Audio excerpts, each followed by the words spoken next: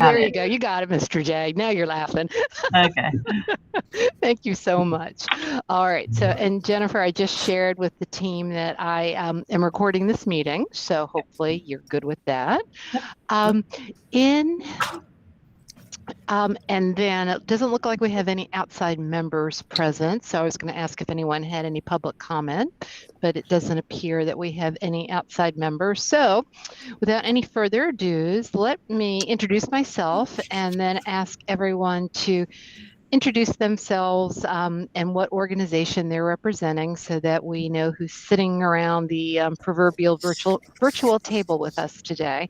And I'll ask you to just pass it off to the next person since everybody is kind of different in a different place on our screen. So I'll start. I'm Doreen Bass. I'm the Grants Management Specialist, and I have the privilege of handling and facilitating the Gifts for Education funds on behalf of the Board of Education. And I will pass it along to Mr. J and let him introduce himself and pass the baton. All right. Hello, everybody. I'm Mr. J. I am a board member, former CPS employee, and I am here in my classroom with you today. And I'm looking forward to talking about the great opportunities we're looking to have for our students. And I'll pass it on to Ms. Kim Day. Thank you, Mr. J. I'm Kim Day. I work for FCPS as the Elementary Social Studies Curriculum Specialist and STEM Coordinator. And I'm going to pass it off to Jennifer Grove. Thank you. I'm Jennifer Grove, and I am here as a community member. I have kids who have graduated from the school system. And I'll pass it off to Elizabeth Duffy. Hi, everybody. I'm Beth Jeffy, and I'm the Executive Director of Dual Enrollment at FCC. And pass it along, Beth. I'll pass it off to Leslie. Good afternoon. I'm Leslie Pellegrino. I am FCPS's Chief Financial Officer, and I'll pass it on. I don't see the names. Tracy. Hi, everybody. I'm Tracy Hill. I'm also here as a community member. I am the Chief People Officer of the Frederick YMCA, and I have a 10-year-old at Ballinge Creek Elementary. Very good. And I think, Maritza, that's you. My name is Maritza Figueroa Mangini. I am the Bilingual Program Coordinator at Hillcrest Elementary School, and I'm here on behalf of FCTA. Thank you, Maritza. We really appreciate you being here today. And Mr. J, do you have any kids in your classroom, or are they gone for the day? Can you hear me? Yeah, so they're all gone for the day. So. Oh, darn. We were hoping for something fun to go on in the background. Kim, you're laughing. You never know. Right, because you're at middle school, right, Mr. J? High school now. I'm at high school. Oh, okay. Well, maybe it wouldn't be as much fun. So in the chat, I shared with you our spreadsheet that we work from. And so if you wouldn't mind going to that link, I think that's easier than me sharing my screen because you'll be able to see it a little bit better. And if you can go to that link to the Google spreadsheet, oh, great, you're all there. You'll see that I have entered everyone's score and ranked the application.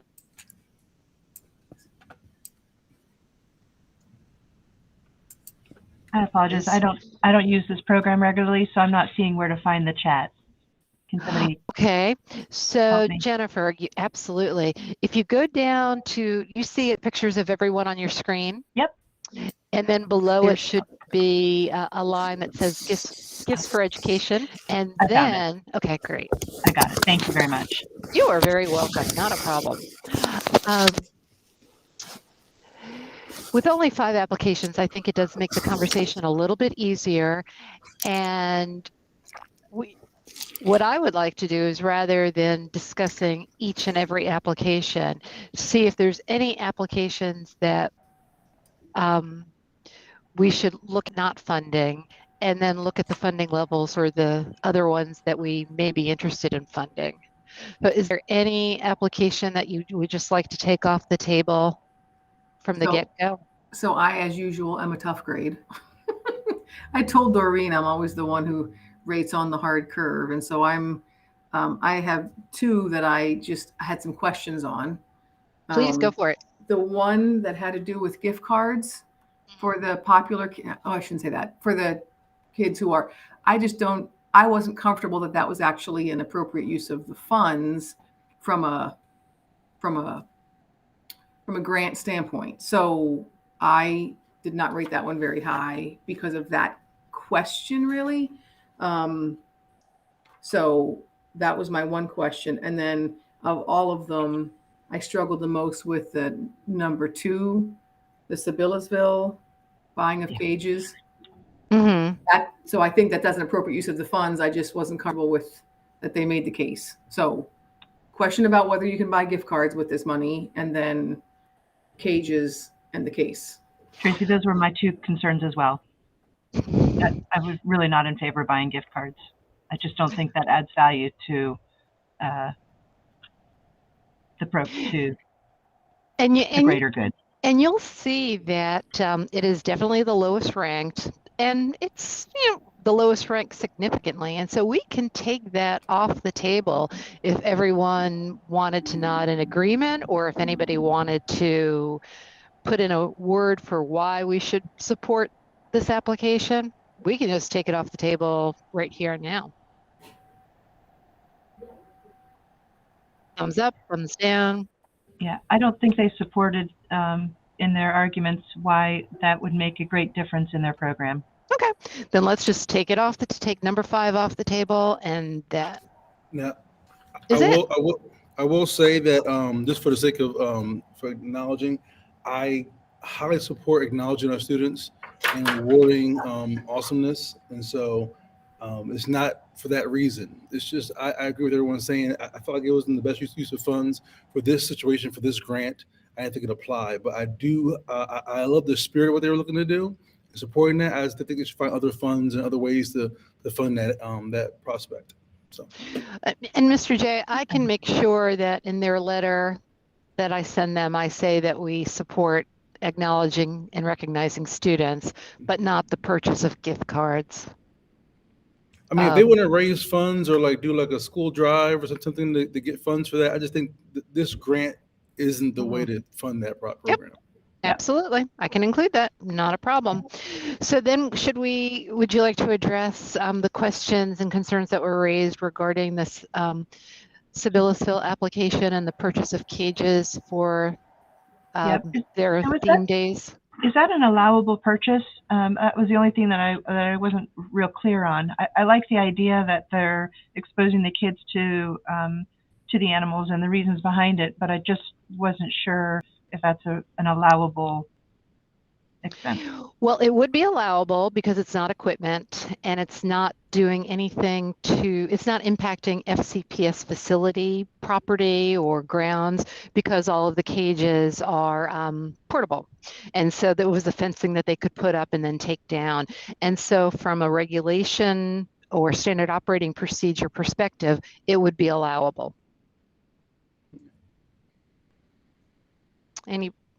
Yes, Leslie. Yeah, I was in support of this only because, well, a lot of different reasons, but mainly because it's a Sibyllsville Environmental Charter School. This was their very first year of existence. Charter schools sometimes, particularly in their first couple of years as they're starting up, have limited resources and limited funds. This does benefit, they've got a population of 150 or so students up there. So I was definitely in support of this. I thought the amount was small enough and all that I was fine with it.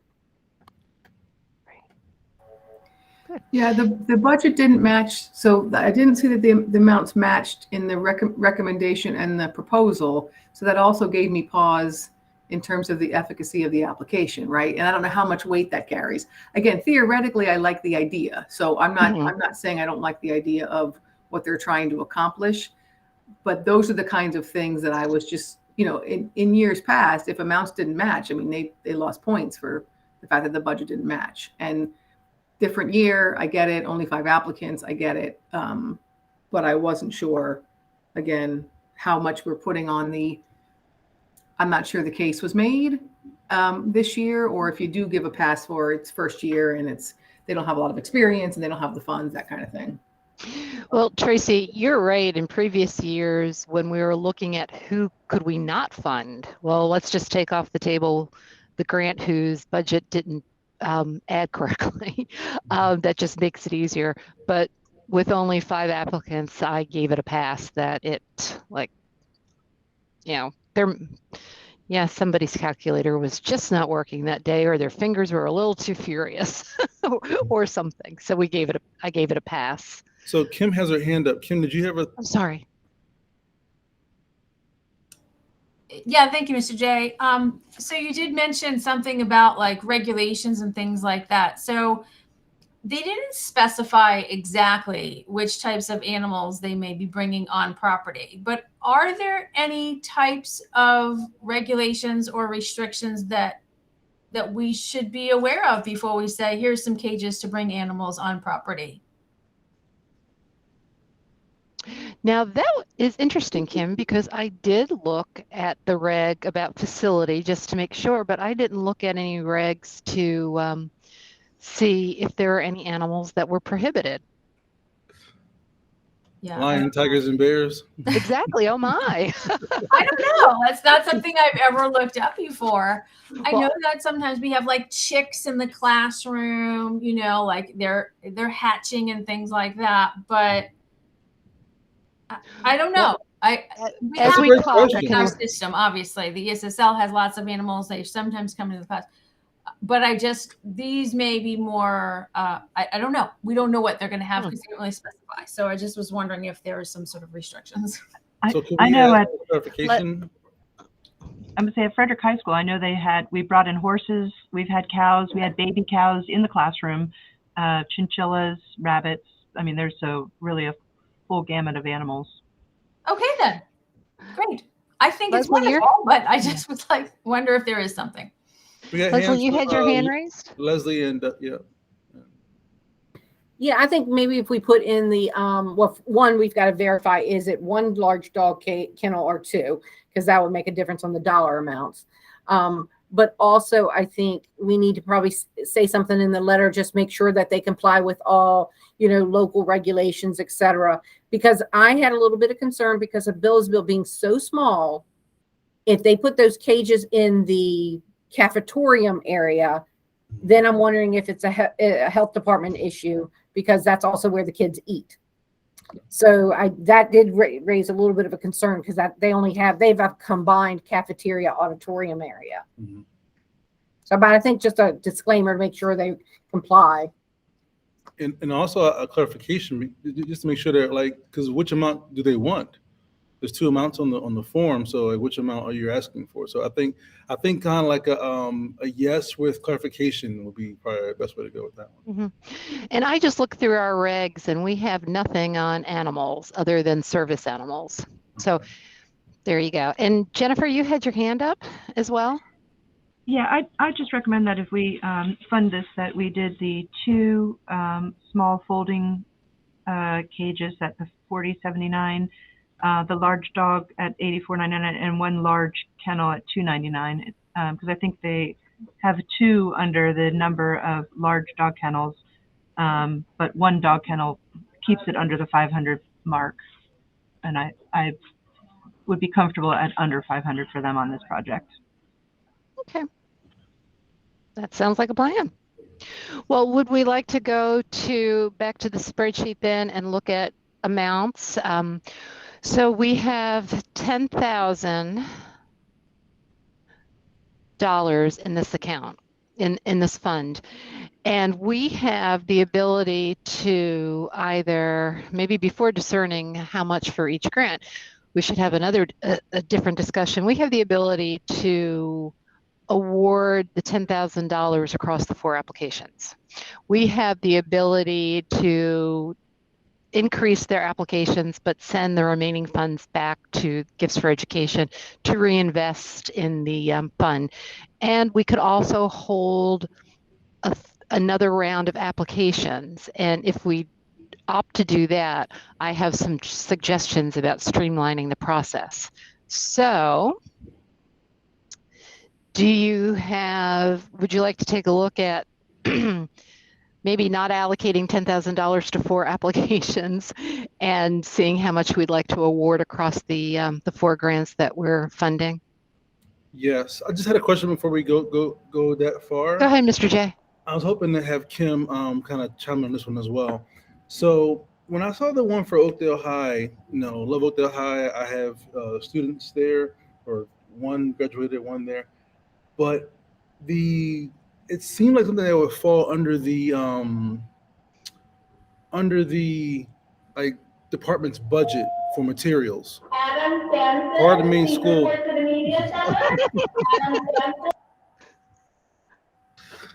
Occupational hazard. But Kim, what are your thoughts on that?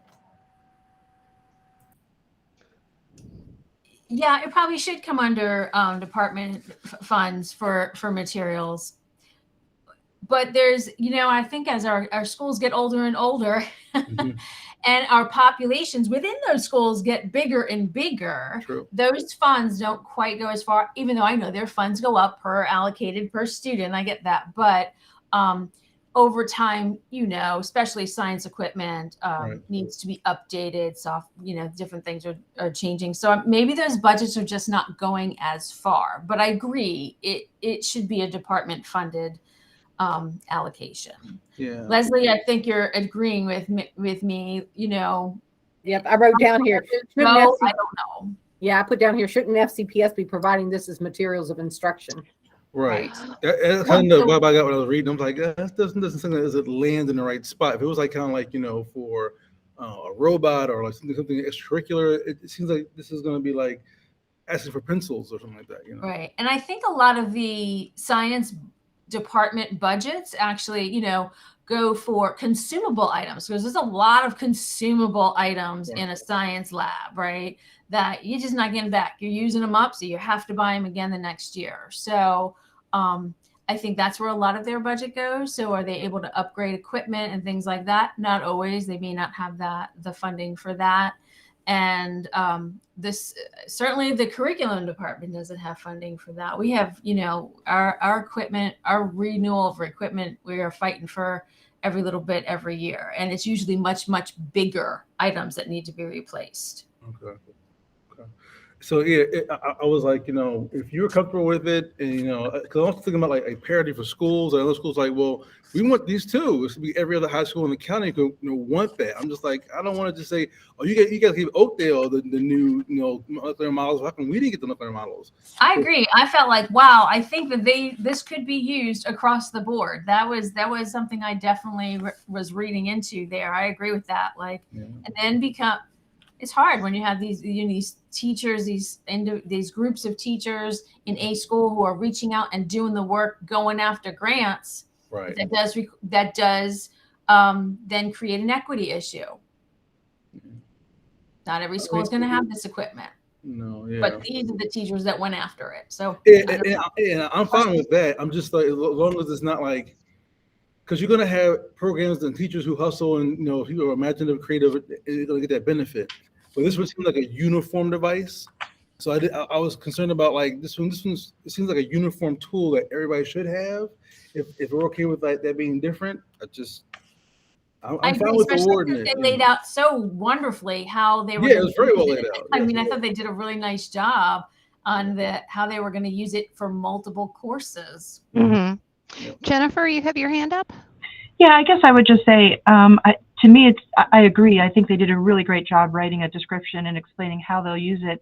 And, for inequity, there may be some schools or teachers who wouldn't use it or wouldn't know how to use it or teach in a different way that it doesn't make sense. So I don't feel like it's as inequity as it might sound. And I would hate to just send every school a package of these because they may not be used. This teacher is really excited about the benefits of it. True. I just that was kind of nagging me, and I had to just speak on that. So yeah. Thank you for being a good fiscal agent. We appreciate it. So then let's take a look at the the CTC proposal for the Health and Wellness Fair, Mhm. they requested $492, and if they had additional funds, they would use it for purchasing more blood pressure cuffs and things of that nature. So anybody want to throw out a number for how much you'd like to see them be awarded? I don't necessarily have a number. I'm good with their application.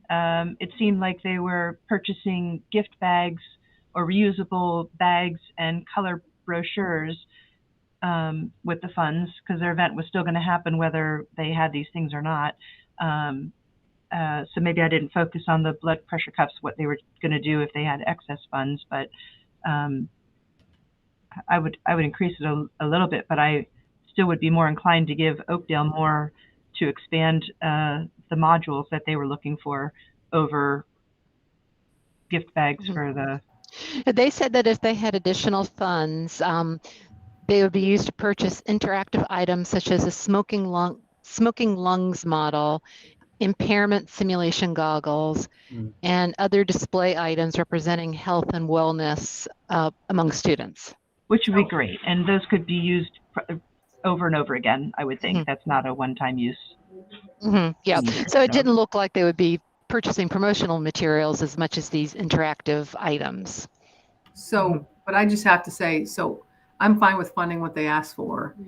The idea is not exactly innovative as far as, I think it's great that they want to do it, right? So I support their application, but I don't know why, if they knew there was 1,000 on the table, they wouldn't automatically ask for those things that would enhance the fair itself, right? So I'm okay funding it. I absolutely am okay funding it, but I don't know why they wouldn't have asked for $1,000 if those things are going to make it more interactive and more helpful. They didn't. I didn't find this case to be strong between what they're doing and what the result is they're going for. But I'm all for a job fair. I mean, a health fair. So, well, I think that what was innovative was that it's the students who are conducting the activities and not teachers at the CTC. And usually at health fairs, we'll have an organization come in and conduct the activities. That the students are planning it and then conducting it is the innovation. And I can't answer your question, Tracy. I haven't got a clue why they didn't ask for more money. I think they were trying to be cautious because the form says partial grants can be like reduced costs is probably a better way to get to grant funded. So they were just trying to aim for the easy shot, and so Understood. I do love the fact that they're doing a student-centered model with that. That's really cool. It is. So do we want to stay at $500, or would anybody like to increase them? How much is a cuff or a smoking lung? Is that in there? They didn't share that information. so we'd be guessing at what the additional money would be. I could check right quick for a cuff. So blood, because one more cuff could be one more station. Cuff. Maybe at least have another station. Look, they run about $32. Not bad. So if we gave them extra $50, they could buy another cuff. And a smoking lung model. Oh my gosh, it's awful looking. It's $189. And if I smoked and saw this picture, I would not smoke again. Ooh, so that's pretty good.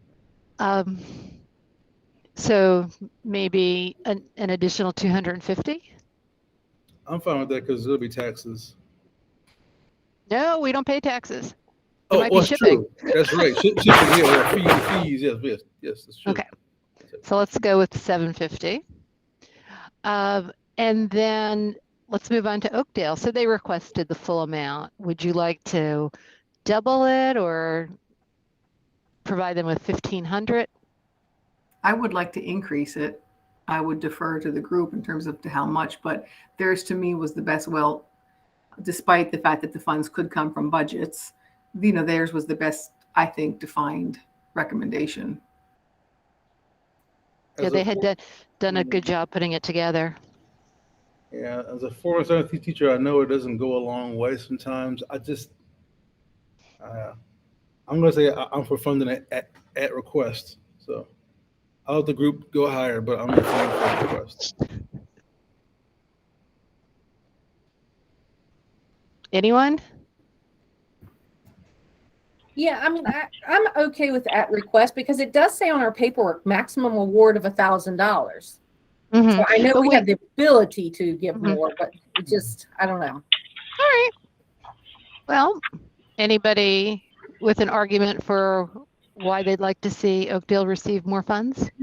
I like the idea of giving them more modules, and they offered more modules and different modules, and I think again, she just put together, or they, whoever it was, put together a really good application that made me excited about it, learning that way. So I can see the value in it and would So to welcome that, increase.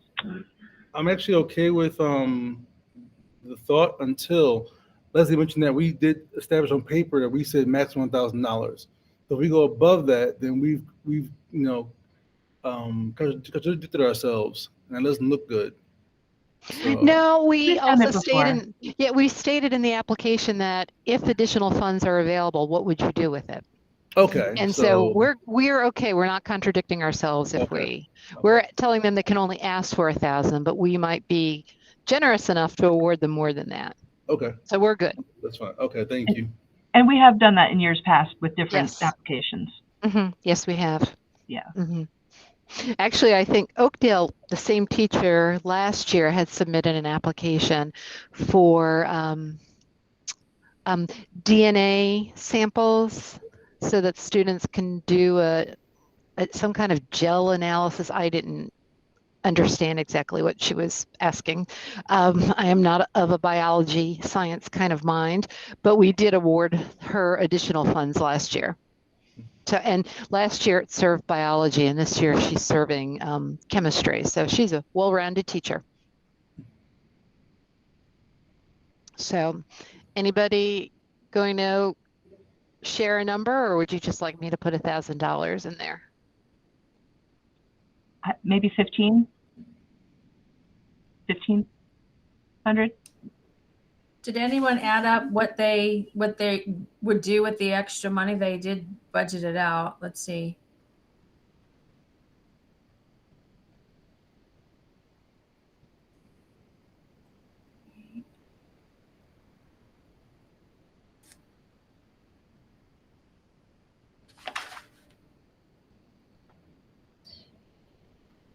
So it looks like their additional request was $897. Where did you see that, Kim? Well, in there it says under N, and then they kind of went out yes, and I'm they sorry. I was gave the reading numbers of how much everything would be. Yeah, I was reading the wrong line. Mm-hmm. 897 is kind of hefty. Mm-hmm.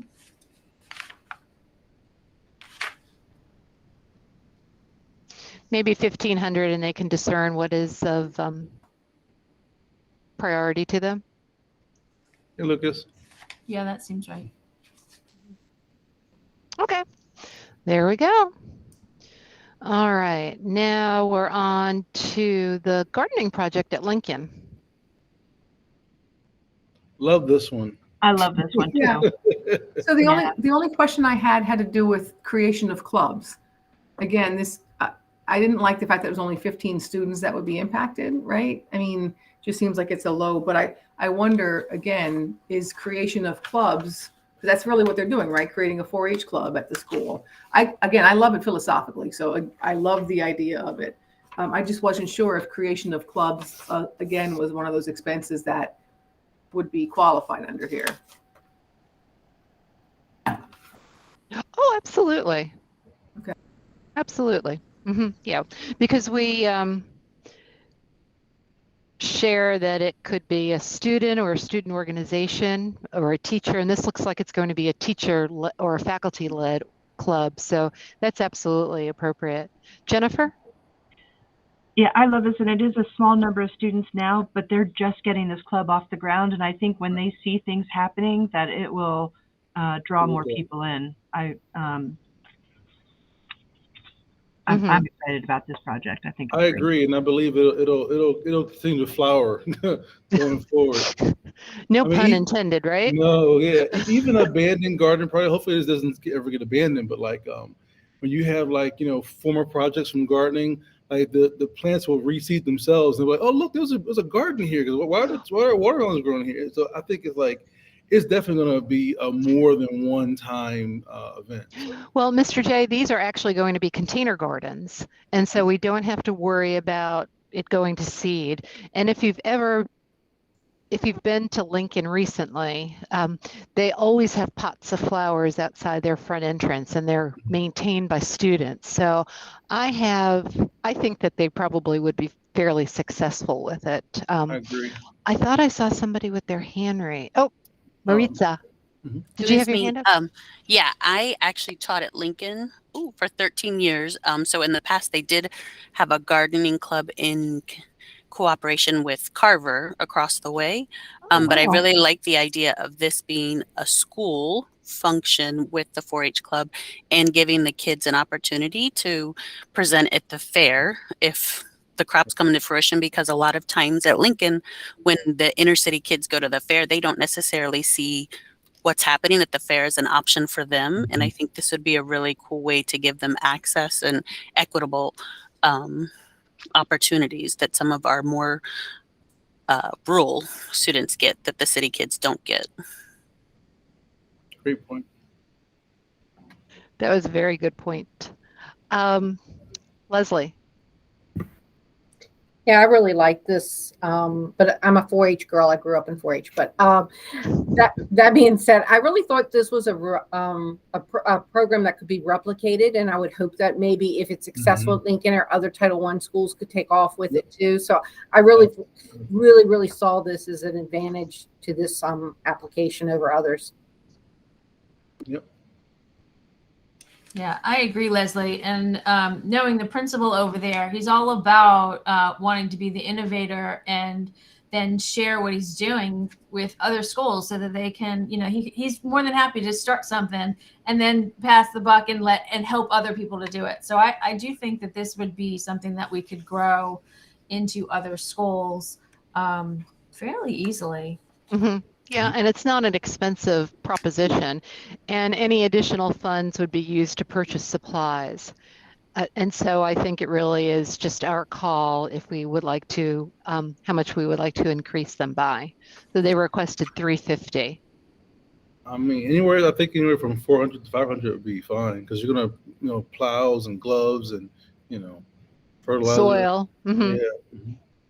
Yeah, I noticed they didn't have gloves on here, and I thought, I would think they'd want those. You need gloves. Yeah. Well, what if we increase them to 600 or 750 and ask that they make sure that they use some of those funds to buy gloves for students? Or even just double it to 700. I mean, we can do that. I mean, I would love to blow their mind. In this case, this is to me. This was everything here. This was the best project that of this year to me. Would the committee be okay giving them 1,000? Because they're going to replicate it, and Kim's made me feel even better with their principal as a heart to share. I would give them 1,000. I like the idea of giving them more money. I'm concerned that they have to spend this money by June 30th. Actually, no, they don't have to spend it until September 30th. Okay. So they've got the summer. Then okay, because because there's a short time here, and it's hard. Stuff is expensive, though. I mean, unfortunately, it'll go fast because you can't leave the store with a bag of this big without paying $50. So yeah, and that'll allow them actually to do a summer planting, and then even do they could do a fall planting. A fall planting. With their they could even bring it inside, like who knows? The possibilities are endless. But yeah, if they could then come back in the fall and replant, they will need more soil, new seeds, and new, who knows? Yeah. Fertilizer. So how about we award them $1,000 and in their award letter say that we should make sure that they buy gloves for the students? Yeah. Okay. And there's no penalty if by chance they don't use all the funds. Well, actually, Or is there? there is. I wouldn't say it's a penalty, but any unused funds by September 30th, we have to return to the Community Foundation. And Okay. so as I manage this project, I regularly check grant balances and like, you've got a lot of money left. You haven't spent it yet. So it's the only time we've sent funds back actually was during the pandemic. So I don't think that they'll have a problem spending down the funds. Okay. All right, let me make that 1,000. And then we are at the Sibyllesville application. I know someone had talked about earlier what their suggestion for how we fund this. Was I Yeah, mentioned that was that me. clarifications, yeah. Yeah, and it was to fund it at the number that they requested, which would eliminate. So I don't know if they just wrote in 2 for the super large dog kennel, or if that was, if they actually wanted to, or if they. So fund them for 466. Yeah. If it's okay with the group, could I just round it up to 500 because those numbers are Sure. easier for my non-math brain. Sure. You laugh, Leslie. I'm still amazed that I'm in the budget department. All right. So, So we have awarded the 4 applications and we have $6,250 remaining as a balance. Would the group like to see this money reinvested, or would the group like to see us run another application process whereby we really streamline it, where instead of completing an application, they could complete a Google form, and we put more, I don't want to say restrictions, but we say it can just be used to purchase materials. No stipend, no teacher workshop pay or per diem pay, just to purchase stuff that enriches a student's learning experience. And then they fill out the form, send us a link to what it is they'd like to purchase, and we approve or deny.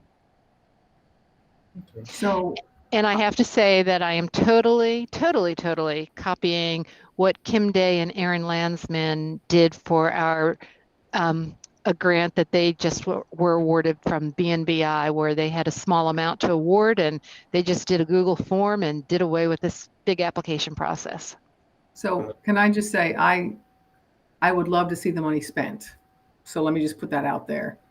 I would struggle with going from the application process with the volume of money that's left, right? More than half of it, to go from the application process as thorough as it is to send us what you want and we'll pay for it. No, it would still be approved or denied. We're not saying that. And they would have to give a justification for how it enriches student learning. Okay.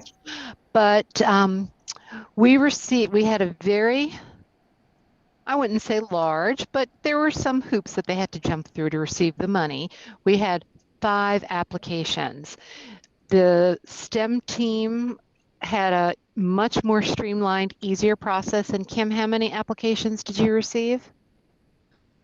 It's only been open literally 1 week, and we have over 30 applications, and we have about $20,000 plus of requests, and they all had to be under $1,000. So I think that our application really speaks to teacher workload right now. It was just too much for them to do. And so I Tracy, there's a part of me that says, no, no, no, no, no, no. They need to have goals and objectives. And then we have to measure that against realistic expectations. And the process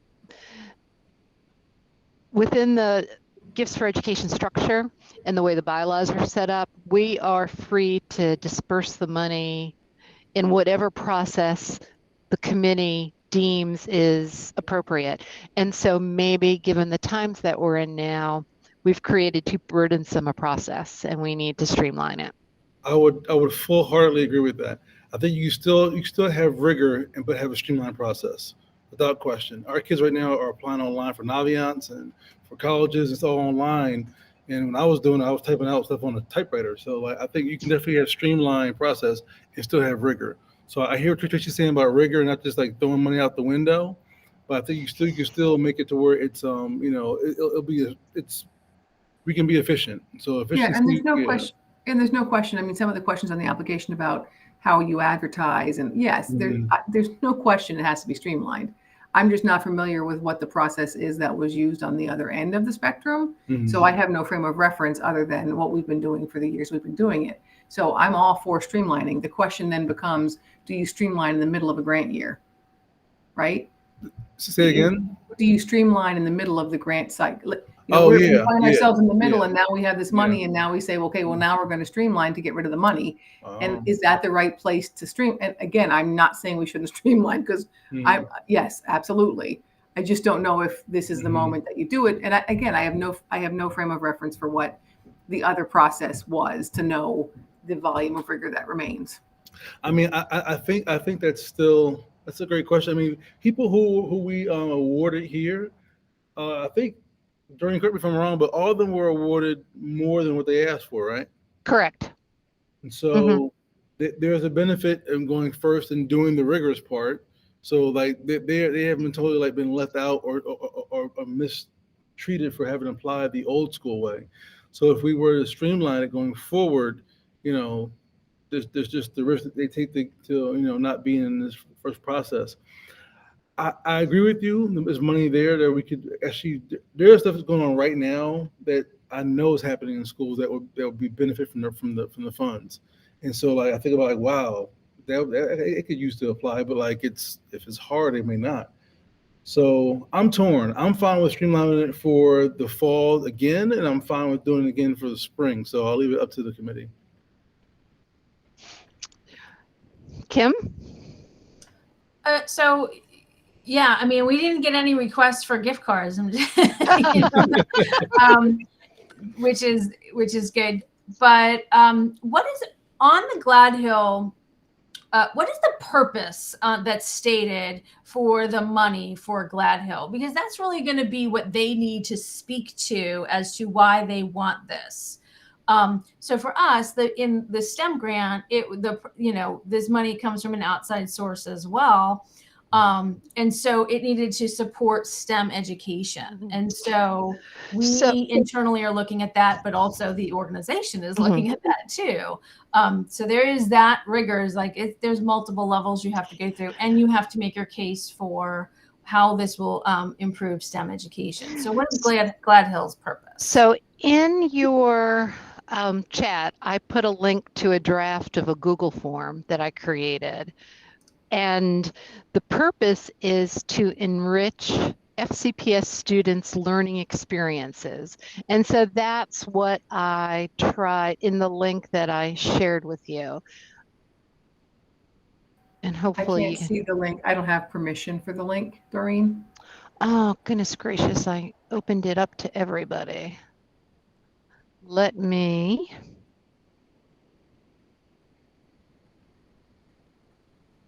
Present. Do you see it on my screen? On your screen? No. The link is in the chat. It's just secure. I don't know how to change the security setting on that. Let me, because I thought I had.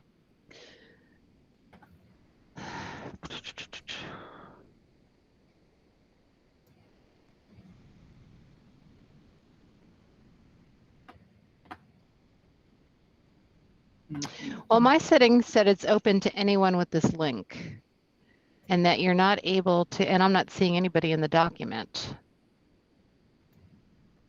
So I can view it now. can you view it? Yeah, and if you want, I could try to present and then show it on my screen. Please do. Okay. Oh yeah, Glad Hill thing. I can see it. Yeah. That's cool. Thank you, Lucas. I'm not sure why I can't change the setting on this for everyone to see. But You guys see it now?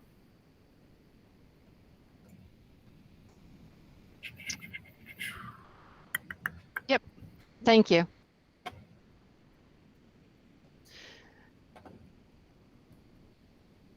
So you'll see there's an introductory paragraph.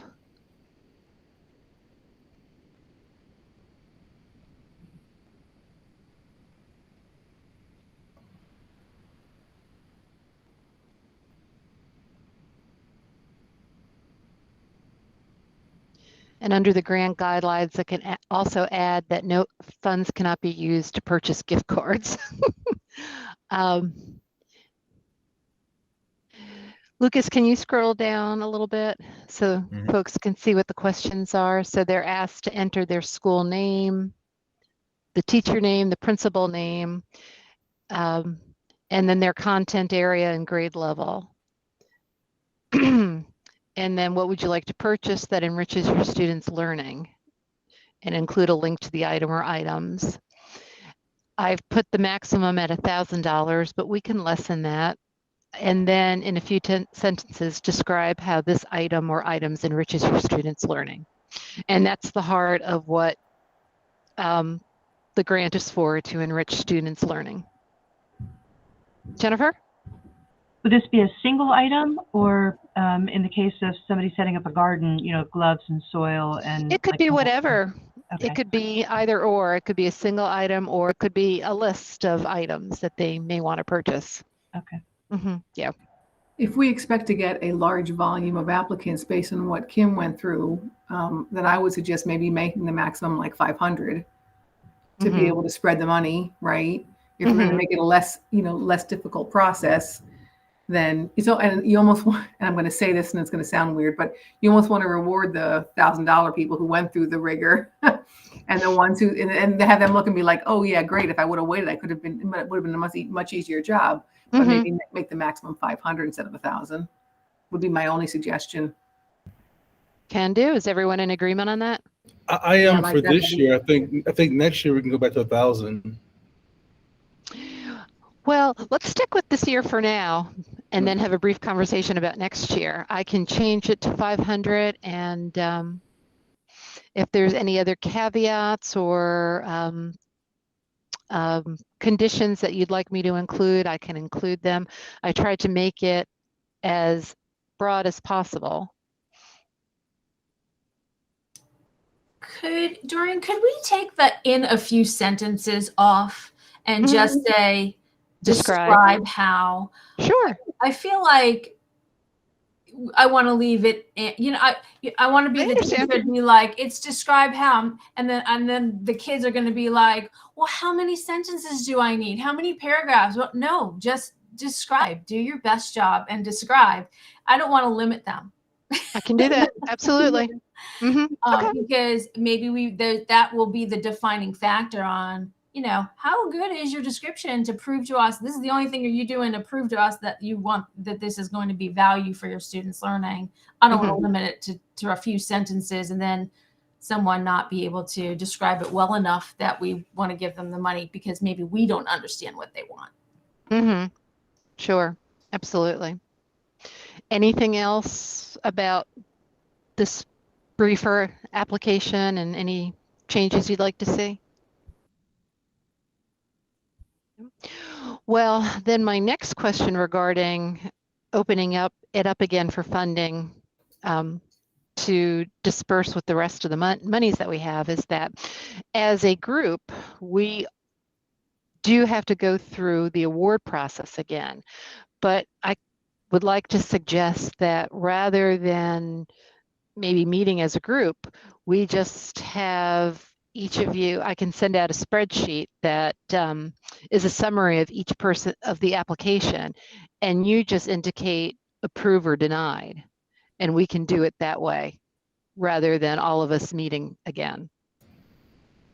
Okay. Does that work for you? Yeah. Okay. In the bylaws, we are required to meet annually, and so this is our annual meeting, so we can do it using that process. Kim, you look like you were having a thought of concern. Yes, because there's a lot of people sitting in front of us right now, and we may all have very different views and understandings of different things. And so what if we get a 50-50 split of approve and deny? Like how are we going to make, you know what I mean? Like I don't think it's going to be clean. If we scored it like we did before, and go by score, I like to score. Or rank them. I don't know. Rank is fine. Someone where it's like a score, like you do with the. I feel like that. I'm just not sure of the whole. I'm just trying to think through it. I have to maybe think through it a little bit more. But I feel like how are we gonna differentiate when there's 8 of us and some of us approve? I would say that Lucas would have to decide for us. Are you good with that, Lucas? Sounds good. We can just, I can ask you to rank them as well as saying approve or denied, and then kind of see where the rankings fall out. Yeah, ranking works well. I mean, look at the rankings here. Like my number 1 became number 3, and like surprisingly, my number 4 or 5 became number 2. And so like I think the ranking's good because you get a good mix of everybody. I see that here, and we all kind of agreed on number 5 to pull out. So I think it'll come out in a wash when you are ranking. Yeah. I agree. Okay. And now my Likert scale, like a Likert scale for each one, a 5, 4, 3, 2, 1 or something. And you could add up those scores. I'm just throwing out ideas here. That's a good idea. That's a great idea, Kim. Give it a Likert score. And that way it's efficient and it's fair and it's quantifiable if we can add up everybody's scores, which makes it less subjective. Which we don't want it to be subjective. We want that raw. We do want a raw score of some sort. I think it's helpful. That's a great idea. Okay, we could do that with a 1. Well, I'll tell you when I send it out. And based on the same thing we did before, like how well does it meet these requirements, and like do you see the reusability? Do you see the effect on students? Do you see the bang for the buck? The impact on students. Yeah. In your eyes, is it how many enriches? kids are going to be impacted? What's how is it sustainable? You think we're not asking those questions though, Kim. We're only but asking. you can think that through in your Likert scale though, because if if we have 2 different costs, 2 different program, 2 different requests, the one that's going to impact more kids is going to rank higher to me. But we're not asking them how many students will be impacted. We're not asking that question. How do you? We're not asking that. Then how do you rank them? So on how it meets the requirement that it impacts students' learning. Impacts student learning. So it does it in my mind, I feel like the more students impacted, the more student learning. I think it's still a fair question to ask. I mean, I don't think we should get rid of that question. Like, how many students do you see impacted by this? And from 15 to 145 to the whole school, I think this is a question to ask. It doesn't mean we don't fund the ones that are impacted alone. Absolutely not. But we funded Lincoln. We really liked it. It was 15 kids, so it doesn't mean it's a no. Right. They should share that information. But it's part of the factor, I think. Yeah. I can add that. Yeah. Good point. So, and then for next year, would you like us to use this online application process or go back to the form? Can we see how this works for the spring? Can we see how it works this time around and then make that decision? Well, we can Okay. absolutely can, but this is the only time that we're all going to be together. So I So would, I like the idea of the online form, right, to make it easy, but I would like, to the point where we just talked about what student enrichment looks like and feels like, to 15 students versus 145 versus 500. I don't know if this is going to be enough in terms of quantifiable, so that I can reconcile in my head how to rate it 1 through 5. Right now I'm comfortable because the top ones got the 1,000 or whatever they wanted, and now we're going for what's left. But when we're starting out as a new process, whatever we decide, I just need to maybe have enough time to digest that definition. Where right now, So- I don't feel, I mean, we're doing this now as a, hey, we want to spend the money, let's get it out the door. But when it comes to the whole new process for the fall or next year, I just need more definition, I think. Mr. To feel J? confident. So to Tracy's point, and just for what the capability of what we have, we don't have to lose anything. So with Google Forms, you can actually upload documents. So they can have a budget, and they upload it, then we can see it. So everything we asked for before, we can ask for again. They can just be in this form, and it'll come out in the wash. Like you can upload images, you can upload documentation, you can upload links, you can upload PDF files, and we can have all that data if we want it. We can have that uploaded. And so I don't think we can have to lose any of the rigor just with having it streamlined in how we receive it and how we score it. So I wanted to put that out there. And so I think looking at how, like, for instance, now I do IEP reviews and how I do 504 reviews. Used to be I have to get it in an email, print it out, write it out, go to the downstairs, put it in the mailbox, and do all this paperwork stuff, and that's about teacher workload. And so having it online, one stream they can submit, and they can upload a document. They're going to do the find the price of their items and upload it. They can do all that work in one form. Now, that being said, we should maybe you can request tables to be filled out on here as well. So maybe instead of having them fill a form out, they can have them fill out a table. But you can do everything that you've asked for before electronically with this, so we don't have to lose any rigor. But I do think we should do it electronically because it's about teacher workload. It's going to be easier for them.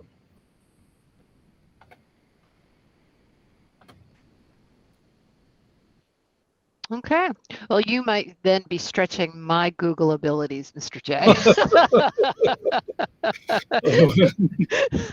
But I'll learn. All right. So we are going to do an online version next year, but have it be the more rigorous application that asks for goals and objectives and things like that. What I'm hearing everyone say. I don't necessarily need the goals and objectives. I mean, I don't really feel like, I don't always think that changes that. I think that they can, if they're giving a good description of their project, it's going to have that in there. There's a lot of, looking at the application, there's a lot of different questions here. I don't know. I'm just not sure that that's needed. And that, again, might be holding people back, right? Because the more questions you ask, the more that has to be put in here. And it just is, I'm just saying that there's need in our schools, and something was holding them back from applying to this grant. Right. Well, but as somebody outside schools, I think the goals and objectives helps me immensely understand the teacher mindset, because I'm not around it every day, right? I'm not around the discussions about what to go and, to what we want to try and accomplish. And so having a goal objective to me helps me understand where their heads are at. You all, some of you might know where their heads are at because, again, you're around it all the time. Let me ask you, I understand that. That's a valid point. Let me ask you, Doreen, this goals and objectives and how you're going to evaluate it. Do we ever follow up with that at all? Well, they do submit a report, and they are required to submit it. Sue Weeks does a good job of tracking them down. And they address their goals and objectives. And of course, everyone states that they meet them. So I don't think that we've had a grant where they didn't meet their goals and objectives. So yes, we follow up. Yes, they state that they met their goals and objectives. I have to be perfectly honest with you that being used to the writing $3 million grants where I write goals and objectives, I think that it is so needless to write a goal and an objective for a $1,000 grant. And when I look at other small grants that our schools apply to, they don't write goals and objectives. They'll provide a thorough description of the project and its activities. They might describe the need for the project, but they don't do goals and objectives, and they won't do an evaluation. One of the questions, how is this project new or innovative? That was a question that a committee added several years ago because they wanted to focus on new and innovative. We could take that out. We can take out how the project can be replicated at other schools. We could take out the project timeline to streamline it. So there are other things that we can take out. Well, and when you talk about writing $3 million grants and you define the needs for the program in that in my head is the goal of the program. The need for it is the goal. So when you say we don't need the goal and objective, if we feel comfortable that in the definition of what the program is and the need for it is included, I'm cool with getting rid of the goal, because in my head, it's the same thing. And from an evaluative standpoint, I could care less about what the circle back is, right? That is not one of the questions that I see on that application that I said we absolutely have to make sure they're doing exactly what that's not where it's at for me. I just need to understand, why are you doing this? You can want something till you're blue in the face, but if I don't feel the why you're doing it, then I'm not going to be as keen to say, yes, give you the money for it. The why you do it, again, in my head, it's the goal and objective of the project. In your definition, if it sits in the needs for the program, I don't care what we call it. But if I don't know why you're doing it, then I'm going to struggle to give you $1,000 to do it if I don't understand why. Yeah, so I think we're saying here we can write better questions that kind of capture more than one thing and reduce redundancies in the process. Yeah, that's great. Okay, I can do it. Great. Anything else for the good of the cause? Thank you very much, Doreen, for all you're doing for us. We appreciate it. Oh, thank you for everything. Thank you for being here today. I'm going to start working on revising that online application and then put together a timeline for when we send it out and when I'll get everything back to you. So I'll be in touch via email and keep you posted. But thank you all for being here today. I appreciate it. Take care. Have a good afternoon. Thank you. Thanks for your help, Lucas. I appreciate it.